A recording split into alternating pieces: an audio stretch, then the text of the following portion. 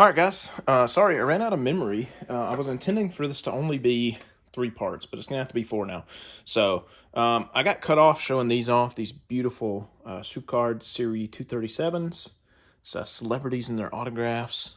These things are just absolutely nuts. We got Isaac Newton and Ben Franklin. On this one, George Washington and General Lafayette. These 2 cards might be some of my most favorite non-sport in my collection. So thank you again to Max for those. So let me do this one. I think this one's some baseball. I know most of my audience is baseball, so peeked in the other box before I realized my memory had ran out and saw it was mostly non-sport. So we'll get into some baseball for all you cats. Well, it's gonna be some more non-sport, but I promise there's baseball in here.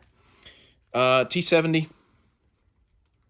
Surrender of Cornwallis. That got a 5. That's amazing. No idea why SGC did that one card with the baggie. This is sweet. I need to sell this, actually. I got 2 of these. N33 American World Smokers. Lovely. Really popular set with the old planter. This is a huge card for you T206 off-back guys. Sovereign 150. Mike Powers. Powers might have been the first individual to die resulting from an injury in a baseball game to actually pass away. So, pretty cool. Well, not for him, but history. He lives on forever in our hearts and minds. Beautiful image, and I think I fixed the lighting. There's no ring now, so that's awesome.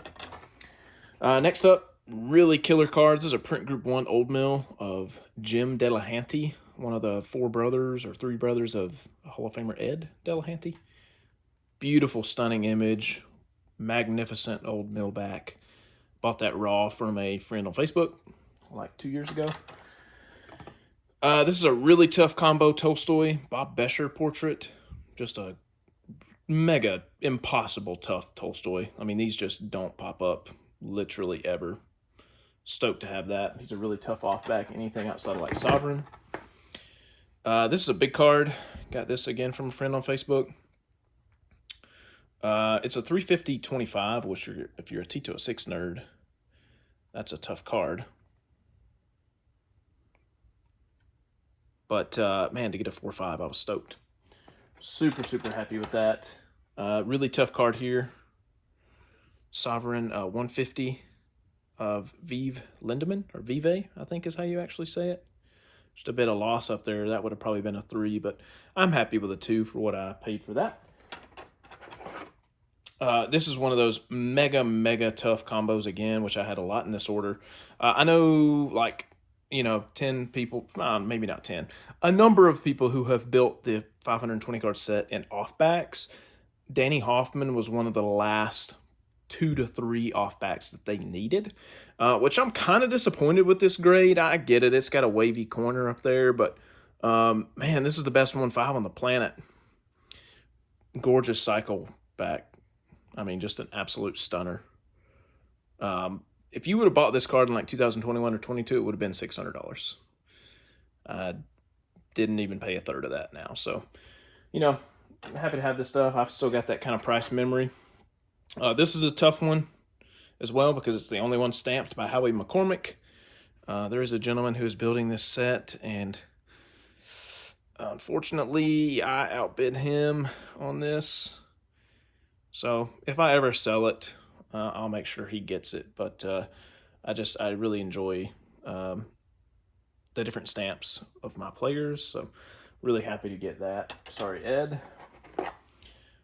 This was a great Facebook win or buy. $60 raw for a 4 EPDG is just absurd. I don't know what this is worth. Probably $300 or more, but I was so happy to get that. I have this card in a polar bear, but to upgrade it to a EPDG back is really, really nice. Whit Conroy, what up, Scott? I hope you buy this from me because I have a 3 or a 3.5 already. Print Group 1, really tough off back. Only comes in Old Mill or Sovereign 150. This is a really cool card. You might think, wow, it's a beater 1. What's he doing grading that? But camera's not out of focus there. That thing is just really nuts. I mean, you can try to get it to focus. iPhone cameras like having having an aneurysm up there, trying to figure it out. Crazy shift, just crazy image. Back is all roached, but I just, I like that stuff. Really cool. All right, let's see. We're moving right along. We got I don't think this is trimmed. This is one of those goof ups SGC did. Nobody's trimming this card, first of all, because nobody over there cares about grading where this came from. So I don't think this was trimmed. I don't think so. But okay, I might crack that out and just put it in my album. This is a scrap. They have to put evidence of trimming, but this card was hand cut from a sheet. You can tell just by the way that it was not uniformly trimmed. We've got it literally ripped on the bottom, or they just ripped it off of the sheet probably. Yeah, just a funky looking card. Getting into some non-sport again. Sorry, that might have been all the baseball. This is Tolstoy. Leo Tolstoy. War and Peace. Obviously inspired the Tolstoy back ads, if you look at those on T206, but really, really cool. Or on the box, I should say. Bought that raw for like 20 bucks, 4.5. It's just amazing for my set. Paul Revere. Color on this card, just nuts. And this is a Miners Extra. That's a really tough back for that card. For any card, really, but Paul Revere, The Midnight Ride. Just piece of history there. Love it. This is a cool one. This is Phineas T. Barnum of Barnum and Brothers Circus.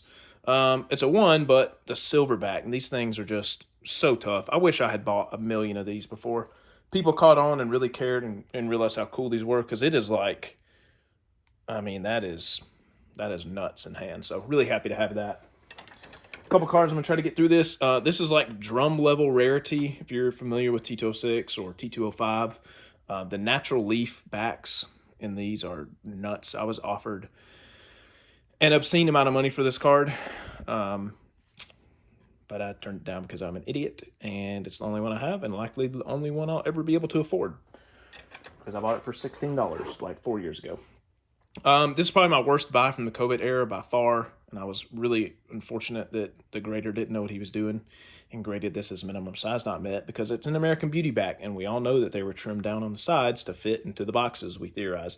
He's one of the also toughest off-back cards in the set. I was hopeful for a 1. It would have got a 1 had it not been minimum size not met, I think, even given the paper loss on the back. Really tough combo. I can live with my 1 bad COVID buy. This one I'm fine with an authentic altered because it has been glued together. Now, whoever did this did a fantastic job. Kudos to them, but they did this not to deceive anybody, but just to keep this together, likely 50, 60 years ago, I would imagine, looking at that glue.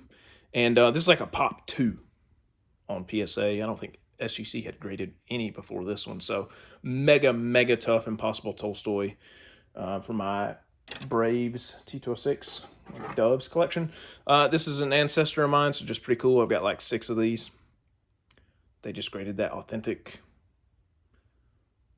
Very odd that, again, this got an authentic instead of like a 1, because it's pretty generally understood that there was a coupon on the bottom of these and they ripped them off. So they grade. I have like 6 of these with the numerical grade. Not that it matters, but this got an authentic, which I understand why, because it does not have the backing.